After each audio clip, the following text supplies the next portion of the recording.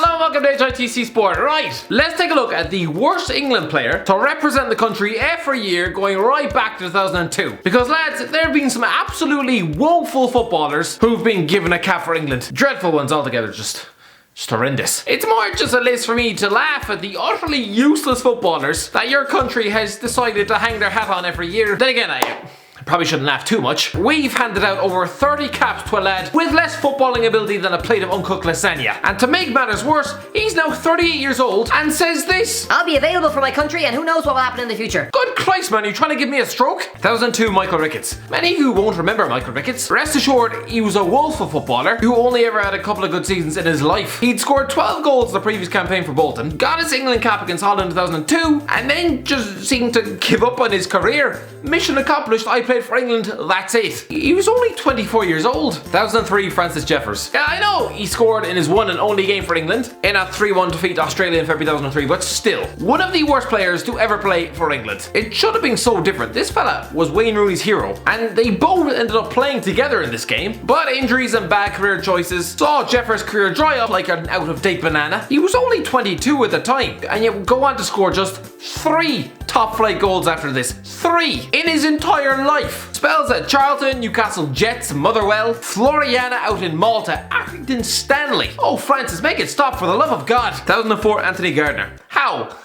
the hell did this fella ever play for England? Most of you probably won't remember this guy. Why would you? He was absolutely terrible. Yeah, I know he played over 100 games for Spurs, but this was Spurs back in the days when they had Leon Pio at left back and treated a fat Andy Reid as a marquee signing. Back in 2004, England were overloaded with top quality centre halves. For Christ's sake, Jonathan Woodgate was 7th choice, and yet he was still signing for Real Madrid. By contrast, Ireland's 7th choice centre back just signed for Rochdale on a free. I mean, our 8th choice centre half would probably be a tree stump off the M7. Maybe Sven-Göran Eriksson lost the bet or something, I don't know. That's the only reason I can give for him spitting out Anthony Gardner onto the pitch for a friendly against Denmark 3 months before Euro 2004. Come on Sven, there was not a chance in a cat's kidney of you ever taking that man to the tournament. Not unless you wanted to throw a live grenade into your defence. 2005's that night. Again, what was the point messing around with bang average defenders when you've already got a roster filled to the brim with actual talent? Or at least fellas who know how to clear the goddamn ball. Again, I have no idea how Zat Knight got a call up. And better still, time on the pitch. He was a walking accident at Fulham. And yet for some reason he was dragged in for 2 caps in 2005, playing against both the United States and Colombia in May. I have no idea why. 2006 Chris Kirkland. To be fair, this singular cap for Chris Kirkland actually earned his dad 10 grand since he bet on him to one day play for England when he was a kid. So you can't really begrudge this one, but yeah, he was tossed out for the second half in a 4-0 friendly win over Greece, just 1 month after getting tossed out of the World Cup yet again on penalties. Kirkland wasn't a terrible keeper, but he did have hamstrings made of cheese. It's no surprise that he never represented his country ever again. 2007 Nicky Shorey. Oh, I so badly wanted to include David Nugent here for having the temerity to steal an international goal off Jermaine Defoe against Andorra, smashing home from 1 yard as it trickled across the line. I'm guessing Defoe wanted to stick this fella's head in an oven straight after the match, and for good reason. I'm gonna go for Nicky Shorey though. Yes, Ashley Cole had little to no competition in the way of a left back, but was Shorey really the answer? The left back played twice for England against both Brazil and Germany, becoming the first Reading player in over 100 years to play for England. Nicky Shorey, the lad who went on to flop at Aston Villa, Nottingham Forest, Fulham, West Brom, Reading again, and then Bristol City, before hanging up the boots at Hungerford Town, which honest to God just sounds like some sort of pub. He can actually say that he once marked Ronaldinho at Wembley. What? I feel kind of bad now. I interviewed Shorey a few years ago and he was a lovely fella. Terrible left back. 2008 Dean Ashton. I know, alright, I feel bad. I feel bad for including Dean Ashton. Look, he wasn't a bad player by any means, but he's the only one I could find for the year 2008 that you could sort of make a case for. Yes, listen, I know, yeah, he was a very good player on his day, but this was definitely not his day or year. It was great. He was given an opportunity to make his debut against Trinidad and Tobago, considering he'd essentially missed 2 years of football after getting injured in an England training session. It was a nice moment for him, but let's be honest, the man was now a broken eggshell of a footballer. Yes, he could pull out a moment of magic every now and then, but he was 27 years old and had just 5 more top flight games in his locker before hanging up the boots. 5! Alright, 5! So actually, his England debut was the 6th last game of his professional career. Poor fella. 2009 Carlton Cole. I don't get it. Carlton Cole? It's almost as if England wanted to lose the goddamn game. It's February 2009, right? You're travelling to Spain for a friendly, trying to work out how to navigate your way past the best midfield in world football. And so your solution is to pack Carlton Cole in your suitcase. England were 1-0 down in Madrid, and so Fabio Capello, a man getting paid £6 million a year for these decisions, chucks Carlton Cole onto the pitch for the last 15 minutes of the game. It did not work. 2010 J. BOTHROYD.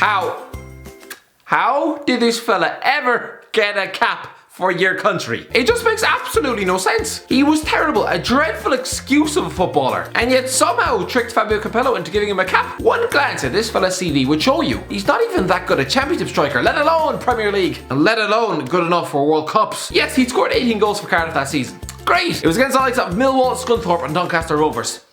Well done! He was given his England debut against France. He became Cardiff's first ever England international. It made no sense, literally no sense. The likes of Darren Bent have been overlooked for 2 World Cups, despite regularly banging them in for the Premier League. When he saw the likes of J. BOTHROYD getting picked ahead of him, despite having all the goal-scoring instincts of a spit-roasted pigeon, he probably felt like burning down Capello's house. BOTHROYD went on to score 2 goals in 21 Premier League games the following season, and would find himself playing in Thailand within 4 years. It just made his cap look more ridiculous by the minute. 2011 Matt Jarvis. Oh, you just know this fella has England international scribbled across the top of his CV in big felt pen, just ignoring the fact his career is being littered with a litany of relegation dogfights and warming the bench for Norwich City. Don't get this one. Yeah, he was a decent little player at Wolves, but without showing any disrespect, it was Wolves. Half of the Ireland team were in that Wolves side, and we were absolutely pudding. Jarvis was given a cap in a friendly against Ghana in March 2011. Did he really deserve it?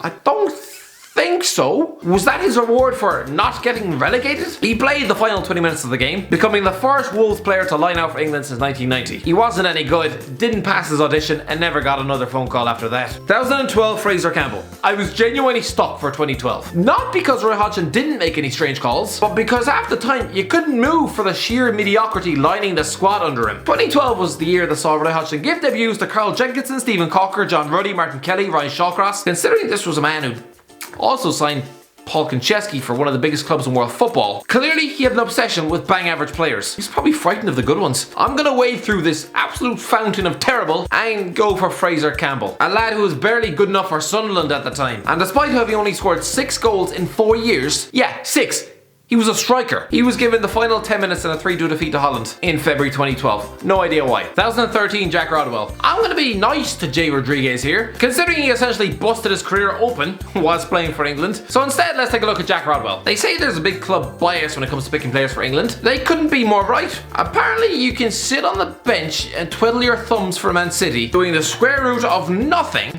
and you can get rewarded with an England debut. He played 3 times for England, against Spain, Sweden and Brazil, before going on to sign for Sunderland, where his career has essentially fallen off a cliff. 2014 John Flanagan. I understand why John Flanagan was given a call up in 2014. He just spent an entire season at left back with Liverpool as they nearly won the league. But let's get this straight. It was Liverpool's attack which nearly won them that trophy. Let's not get this wrong. Their defence was still as leaky as the Titanic. Flanagan played in a 3-0 friendly win over Uruguay and was named on standby for the World Cup just a year after turning down an Ireland call-up. Good!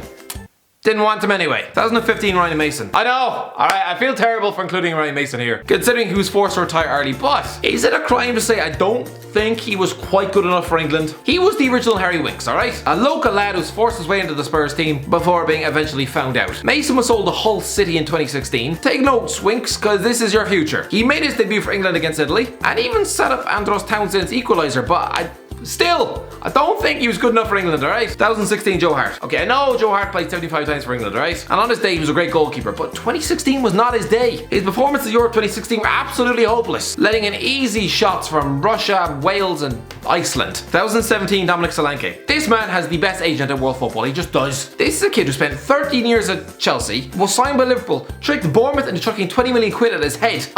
And he played 15 minutes for England in a friendly against Brazil. He scored 1 Premier League goal in his entire life. What is all the fuss about? 2018 Nathaniel Chalobah. Don't get me wrong, Nathaniel Chalobah is a decent enough midfielder for Watford. Good enough for England though? I don't think so. He made his debut in a 3-2 win over Spain in the Nations League last October, but I don't think he's ever going to get called up again. 2019 Jesse Lingard. Alright, if we're going on form, Jesse Lingard deserves to be nowhere near this England team. How has he picked up any caps this calendar year when he hasn't scored or assisted a single goal since December of last year? Does somebody please want to explain that one to me? Is it big club bias? It must be, because you're rewarding a man for serving up a big plate of fried sludge every week. But yeah, at least he's just a young kid learning his trade. He'll come good eventually. Oh yeah, that's right. He's as old as balls.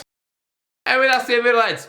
That was quite fun looking at some of your weirdest call-ups. But let me know if I got it wrong with some of these. Are some of these not actually that bad? Let me know your thoughts in the comment section below. Slaughter me if you want. And yeah, if you enjoyed the video, don't forget to like, share, and subscribe. And as always, I'll talk to you in a while.